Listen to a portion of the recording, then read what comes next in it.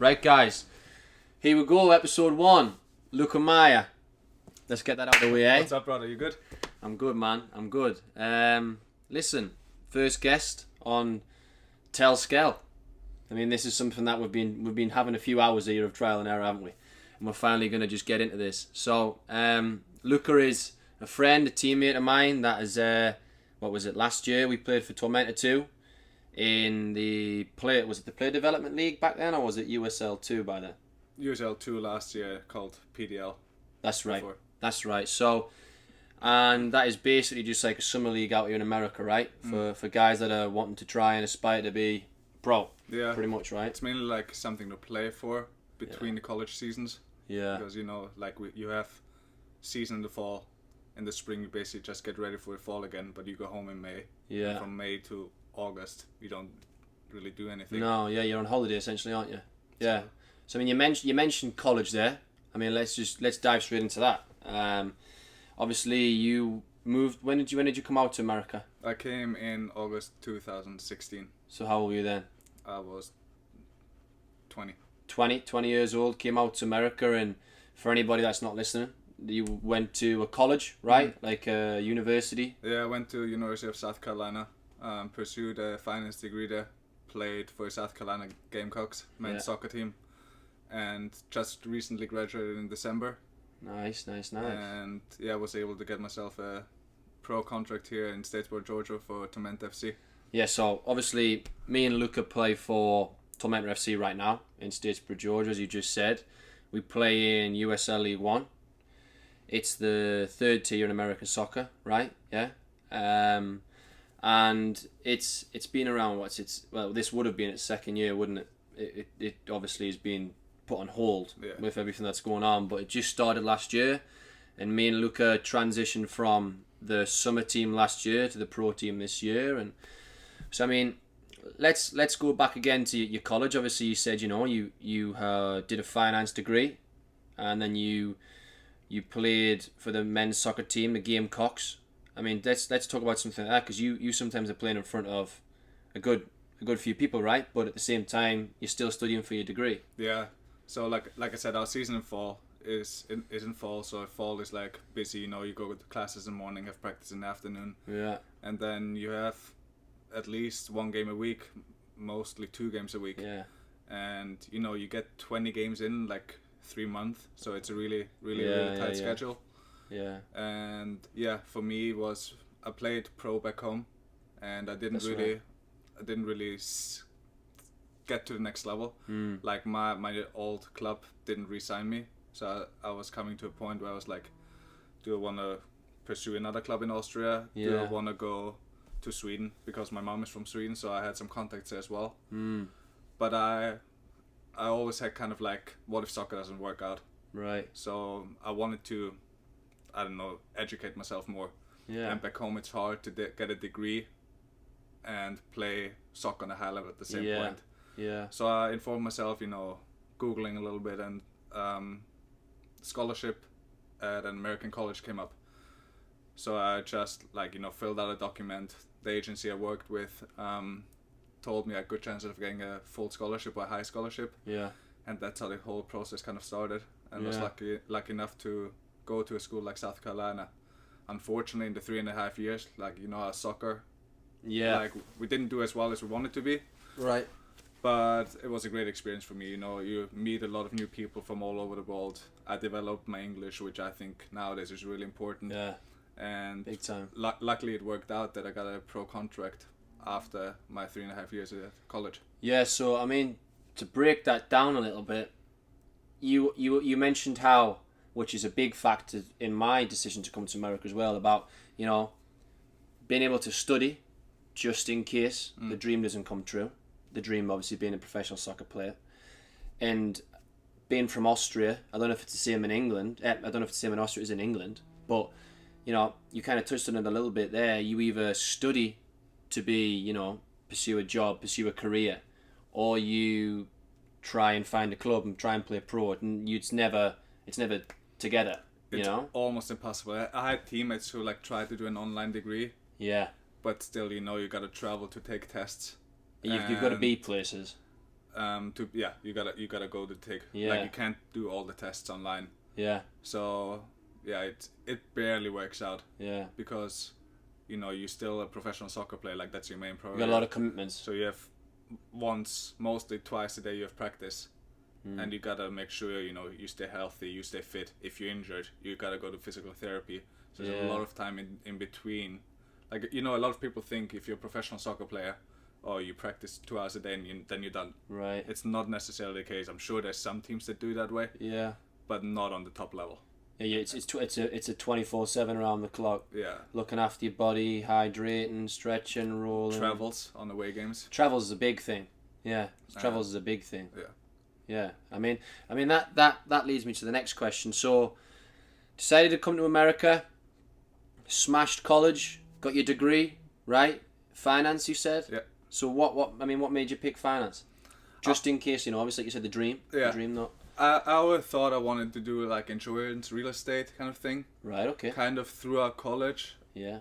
I could see myself doing it, Yeah. but I don't think it's the main thing anymore. Yeah. I actually took a class called Operations Management, which got me a little bit into global supply chain. And in my last year, I decided to, like, how you can take a major minor concentration. Right. I should have done a minor, didn't. Yeah. So the next best thing was a concentration. So I did a concentration in data analytics. Oh, okay. Just to get like something else additionally to the major in Just finance. add a bit more of a power to the. Yeah. Yeah. And really got interested in that way, data analytics, global supply chain, because I think nowadays, everything's going to be ordered online. It's just up and coming, I think. Yeah.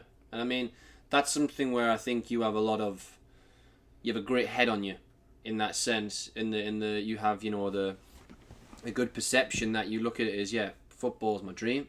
I'd work really hard to become a professional soccer player. I'll move countries. I'll leave my mom, my friends, my dad, my brother.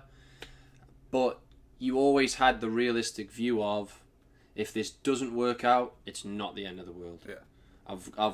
If this goes completely wrong, hopefully I'll still leave with a business degree.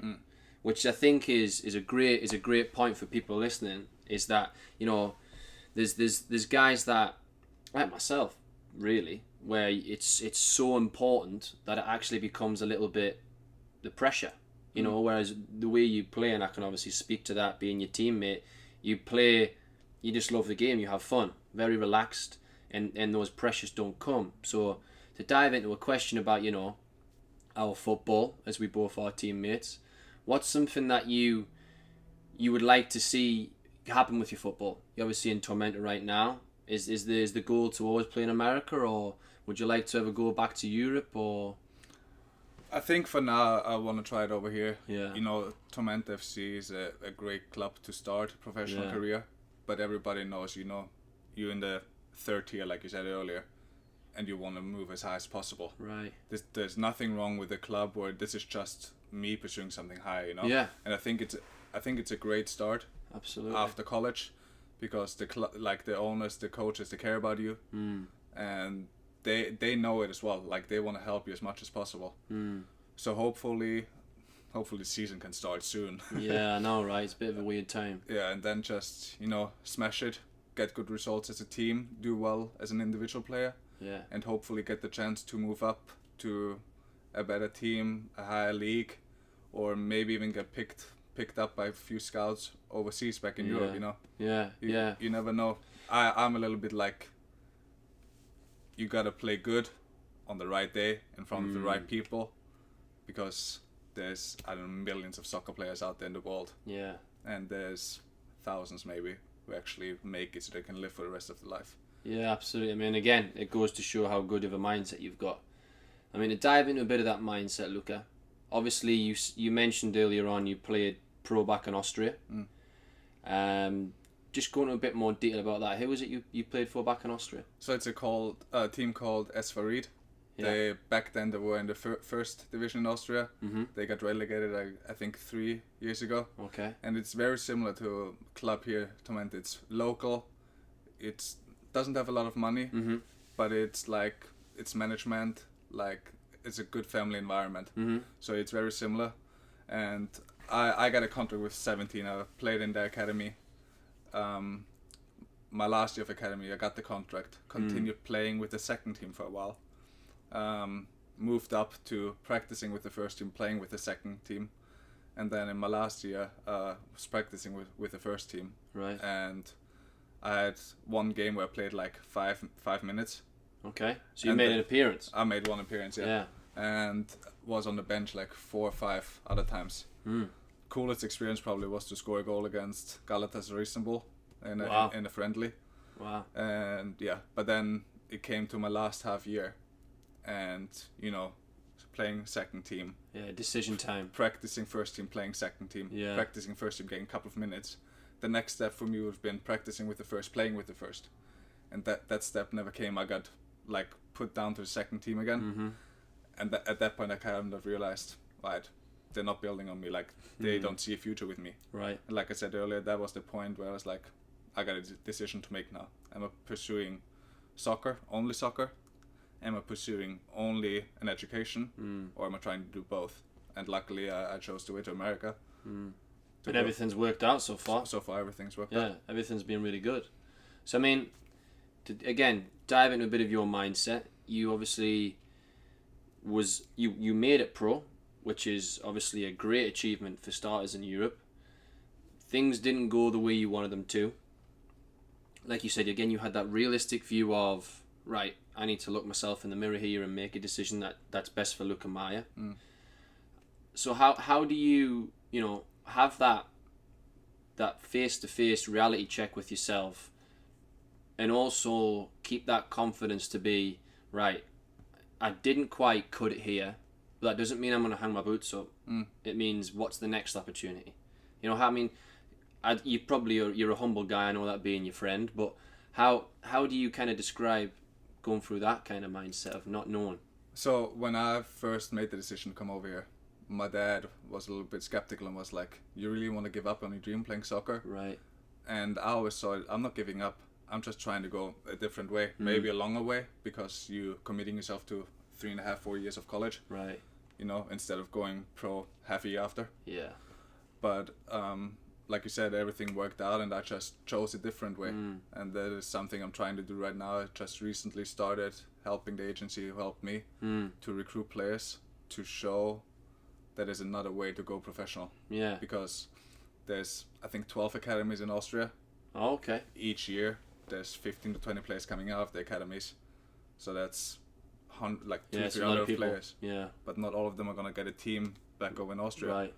And you can come over here, they're well educated soccer-wise and school-wise, to get a scholarship over here. And then the 23, 24 got a degree, still have played on a good level over here. Yeah. And have all the opportunities open to them. Yeah. When they come back home or decide to stay over in America. Yeah, because like you said, you're going back with a bit of experience from just life in general, living on your own. Massive. That's what I was going to jump into there, is, the responsibilities of, you're living at home with your mum, your dad, your guardians, and you make this decision to come across to America, and all of a sudden you're dropped in this little world where you don't know anybody. You may have spoke to a teammate, or you may have spoke to a coach, but you go from, mum, dad, I'm in trouble, or, guardians, I'm in trouble, Pick me to up. I've locked myself out. Just think simple things to that emergency call is now your head coach. So you're gaining some serious, I guess, you're growing up. You have to grow up and fast forward, because if you don't, you're going to be probably flying home in a pretty short space of time.